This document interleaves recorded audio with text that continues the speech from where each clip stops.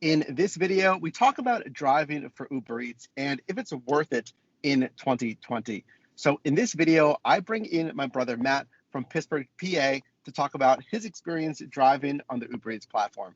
So what's up? Welcome to the channel again. How's it going? It's going pretty good. I had a good day. So thanks for having me back. Yeah, absolutely. Guys, there's a lot of valuable material. If you haven't watched the first episode of my interview with Matt, I'll link it up in the card above. So we are driving earlier. I was out for most of the day, starting early around 8, and then I just got back a few minutes ago. So for anyone watching, it was about 9 hours on the road. I was going to say, it's like, what, 7:30 over there, right? Right. So that's interesting. So, guys, the last time that we talked about Matt just getting back into Uber Eats driving. It had been probably a good year or so, right, since you drove last for Uber Eats. I just started with Uber Eats, like you said, maybe a week ago. And I've driven 1,200 Uber rides, but This was my first time doing any food delivery. And it's been addicting. It's been great. So it's been going pretty well. Well, that's interesting because, I mean, you use the word addicting, guys. I mean, this gig economy, especially when Matt and Matt was actually driving Uber the same time I was around, late 2015, is when the pay is good, it's like you don't want to stop, right?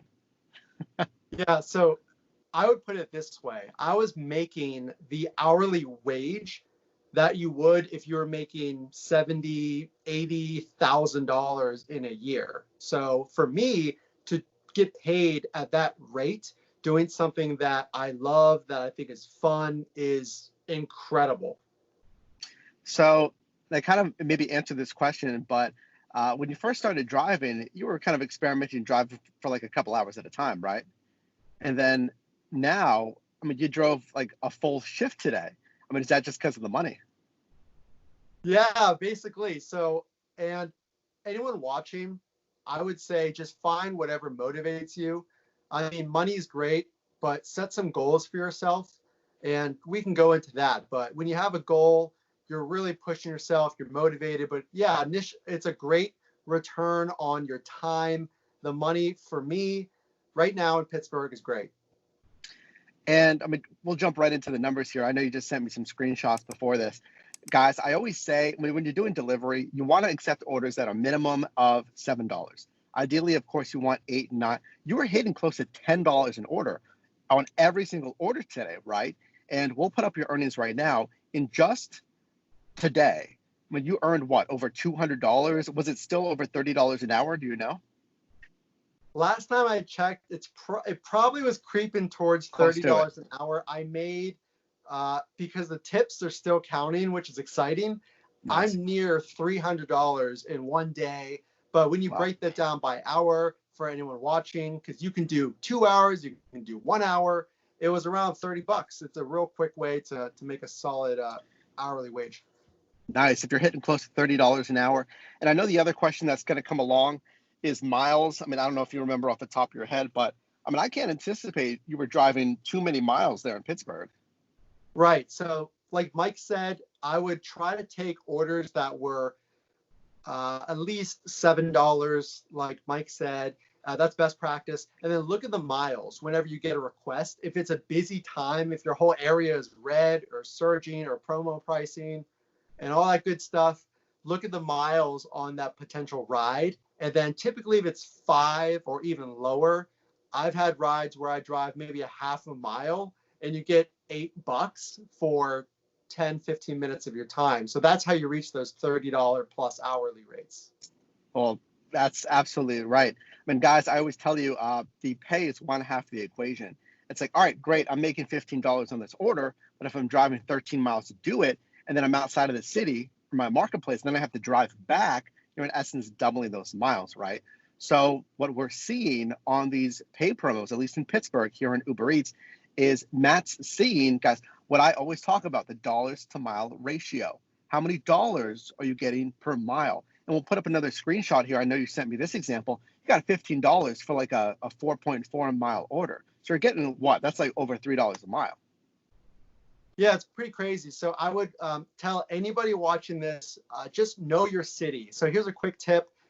things that I've learned as I'm delivering instead of doing the ride share and picking up passengers is know your city, know which areas maybe get congested, know which areas maybe for Pittsburgh, I don't want to cross the river, right? Because there's not a lot of restaurants in some of those towns. I know if I stay within a certain pocket, a lot of college campuses, a lot of people who, a lot of restaurants, and know your city. Don't go in those little dead zones, if you will, slower zones without restaurants. So there's a quick tip. Well, that's a good tip. I mean, that's a strong tip. It's, not only, and you can help clarify this because, if you don't know, guys, I don't drive on UberEATS. I mainly do DoorDash and Postmates. But this makes me think of something. Let's compare the two.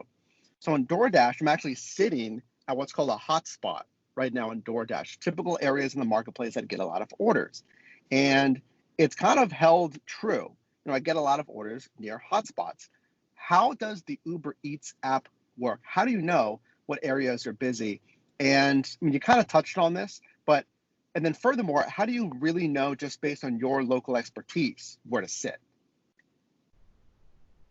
So that's a good point. It's interesting as I've been driving. So think about your town for anyone watching this.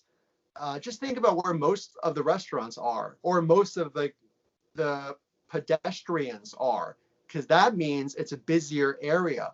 The neighborhoods, the residential areas, they don't have as much buzz. So the college campuses, the place with those restaurants, fast food or takeout, it doesn't matter. Same demand. Keep in mind your territory. Don't go outside of maybe those hot spots per se, unless the fare is in the miles seem beneficial for you. Sure. So stay in the busy areas. Try to figure out where the restaurants are. And then if you are going to go outside of those hot spots, make sure that the pay is worth it, right? Yeah. And I know everyone might not live, let's talk about this, in a city or a very dense area.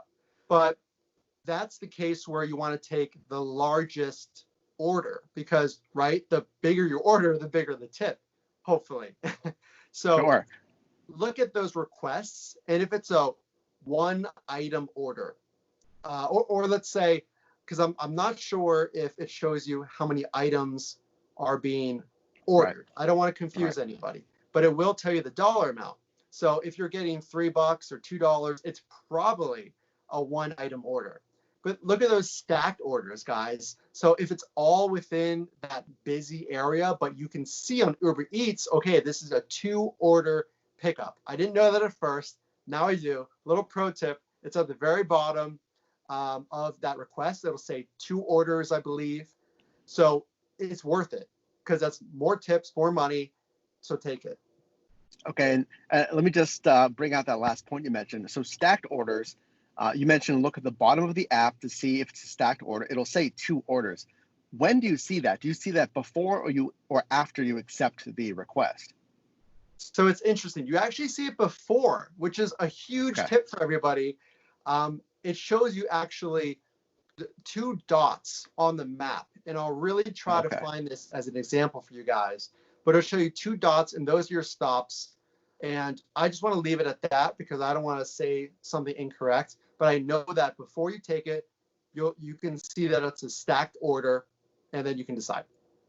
Well, great. I mean, guys, these are real and raw tips from Matt, who's getting back into UberEATS. That's an important point. Stacked order requests that Matt's saying on UberEATS are shown as 2 dots. Guys, that is exactly what Postmates does as well. When you get an order request on Postmates, you'll see 2 dots indicating 2 different stops for your deliveries. So obviously it's a stacked order. Now, DoorDash is different. You'll get your initial request, and then you'll get a completely new request screen. And it says, plus $5, plus $8, indicating you're getting another order. So, those are very powerful tips. I want to ask about driving downtown. Now, this is something that I recommend drivers don't do. Hey, I'm here in San Diego. It's much different, than Pittsburgh as far as population, right? Have you delivered downtown? What's your strategy of going into downtown? Have you gone in and you just immediately get out of downtown with traffic? Is it not as bad as you thought? Tell me a little bit about delivering down there. Yeah, that's a really good point because based on all of my deliveries, I don't think I've taken a single ride downtown. And the reason I say that, and for anyone watching, think about parking. So I know the areas that have restaurants. I know which areas I can find parking more easily. And I know downtown's the hardest place to find parking, right? Now, have you So gotten requests downtown and you just ignore them because of that? absolutely. Okay. Yeah, that's basically what I would do. Oh, go ahead.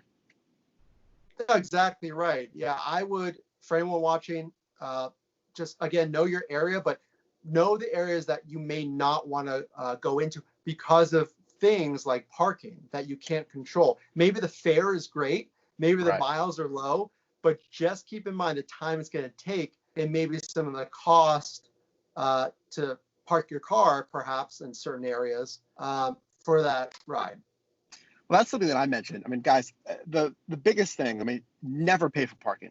Do not pay for parking when doing delivery. It makes absolutely no sense. Minimum parking is going to be what, two, three, four, hope like $5.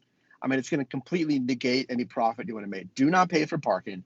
Well, let me ask you, if the pay per mile, if you're getting like $4 a mile, if you're doing like a $20 order for 3, 4 miles, do you think that would pull you into downtown, or still no?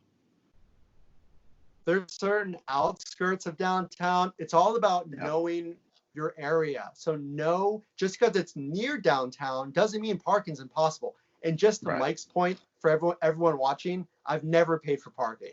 I just suggested that if you Yeah. want to be a Don't good pay for parking, Samaritan, guys. don't Sure. pay for parking. Sure. Yeah. And guys, I mean, caveat, this isn't to say that downtown is a nightmare and terrible. It's just downtown. Yes, it's more congested, etc. But it's just something to consider, I, right? It's something to consider. It doesn't mean you can't deliver downtown. I'm sure there's a lot of you that deliver downtown, but there's something to be said, about all the traffic. Well, let's move on to that. So, I mean, you're doing really well. You're hitting close to $30 an hour. You're hitting $200 to $300 a day, which is crazy. I mean, frankly, you're making more money than I am here in San Diego. There's some really good pay incentives. Has there been anything that's given you pause because you have driven now from, okay, maybe a couple of hours at a time, and now you're getting close to 9 hours? This is, one of your first full days. Has there anything that's been giving you pause? Any issues with the delivery, customers, safety, driving, things that were unexpected? the only thing I would say is for the July 4th weekend, I had that Friday off. So typically, not everybody has the same schedule, but the majority of people are off on the weekends. So there's plenty of orders on the weekend, but I've wasted hours, probably 2 hours, 3 hours, maybe on Friday morning at 7 a.m., thinking it was going to be the same demand as the weekend. Well, it's not because people are still at work. Not everybody has Wow. that day off. Uh, so there's little things like that. Might be common sense to some. For me, I thought I drive after work sometimes. So think about 5 o'clock and the dinner rush, people just ordering food that don't want to cook, Right. whatever happens to be. And it was going crazy. But in the mornings, on those weekdays, not so much. That brings up a question. When do you typically drive? You mentioned after work. Now, today you drove in the morning, right? So give me an idea. When do you typically drive? Like kind of what days and then what hours? So during the week, I'll drive. My goal is 2 to 3 days for 2 hours a day. So again, we go back to the beginning of the video about goals. My goal, and depending on the hourly rate, right, is think about 2 hours. So if I do $30, I've made $39 an hour. I want to make $200 during the week. And then I want to make another 200 on the weekends. And like Mike said, I made nearly 300 today. It took a lot of driving. However, the rates were amazing, but those are my goals. And that's when I drive. Well, that's very powerful, guys. I mean, this is Matt's side hustle, and Matt, like a lot of you guys, like half of you guys, has a full-time job, and he does this as a side hustle, and he's bringing in some really good money, and he's taking advantage of, I don't know if it's the landscape, if it's just Uber Eats in his marketplace, maybe Uber Eats would have paid just as well if we were in a more, I guess you'll say, normalized landscape with everything going on. We don't know. All Matt's doing, he's doing his research. He's taking advantage of those pay promos. And here's the thing. You just got back into Uber Eats, but you also signed up for DoorDash as well, right? Right. So my application's going through, and I signed up for DoorDash, and I believe I signed up for Grubhub too. So we're gonna be fully Fantastic. loaded. Yeah. Well, great. And that's Matt gently took my advice after nudging him for some time here about signing up for as many apps as you can, because why not? It's free, and you can compare pay incentives across different apps, right? So why not? And just to kind of bring back the point that you mentioned, on that Friday, where it was very slow, and I mentioned to him, well, hey, what if DoorDash is paying very well right now, when Uber Eats is slow? So, that's very powerful. What other tips? I mean, I know you're kind of getting into this. I know now you have a hot and cold bag too, right? Has that helped you out? That's definitely helped out. The restaurants are doing a great job packing everything up. So they'll put the drinks in a holder, in a bag, and then tape and staple it shut. I mean, it sounds like overkill, but it's not. It's for the safety of the food and Sure. obviously to make it easier on the driver.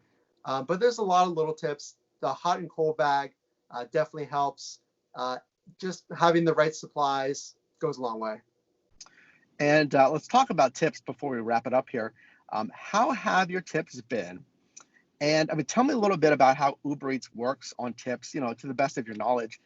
Can customers tip, do you see tips rolling in later on? And just in general, what do you think helps, earn you tips? And I don't know if you know how much of your revenue comes from tips. Just give me a few tips on tips. Tips on, absolutely. So for anyone watching, because I want you guys to think about this, I would say nearly as much of a third of your income is going to come from tips. And the majority of people give you tips. Just like when you order a pizza or you order some food, it's common courtesy to give a tip. And I would say you definitely see them coming in once you end your day. So I'm actually seeing notifications on my phone right now, Uber Eats, and I know they're tips. So my dollar amount is going to go way up. But here's some tips on tips. I know it's cheesy, but bear with me. So here's what's going to make you more money. People like good communication. So if they say, text me when you deliver the food, just text them, delivered food. Food's in lobby, nothing fancy, right? Gently place the food down. A lot of people, you're putting these items on their porch. There's no designated area, if you will, for a food delivery. So just use your best judgment. Don't put it out in the rain. Try to maybe hide it to, make them feel like you took a little extra effort, just for their security.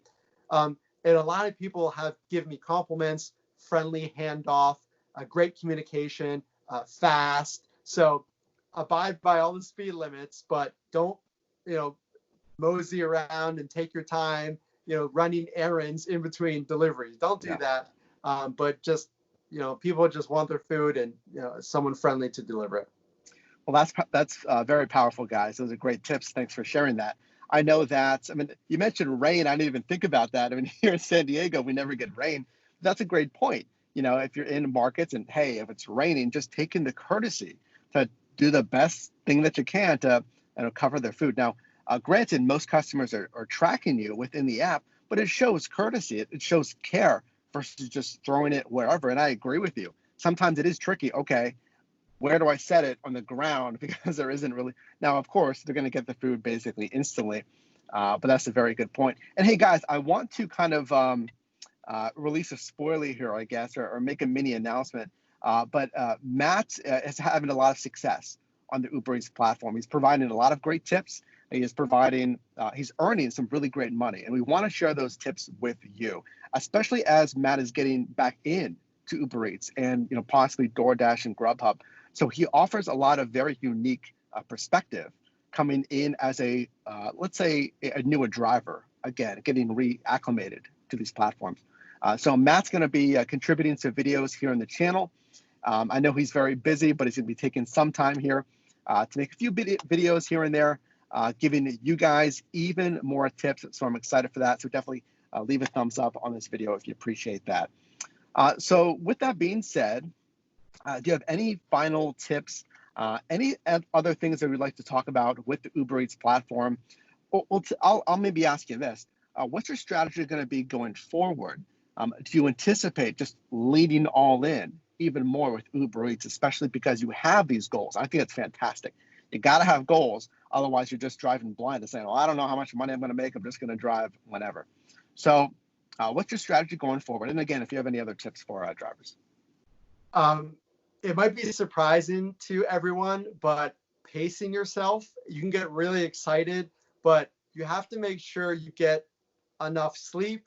It's tempting on the weekends for me to wake up and get every hour of the morning, all of those orders, but pace yourself, just hydrate yourself when you're in that car, stretch around a little bit, move around, keep your body healthy because you can't drive unless you're healthy.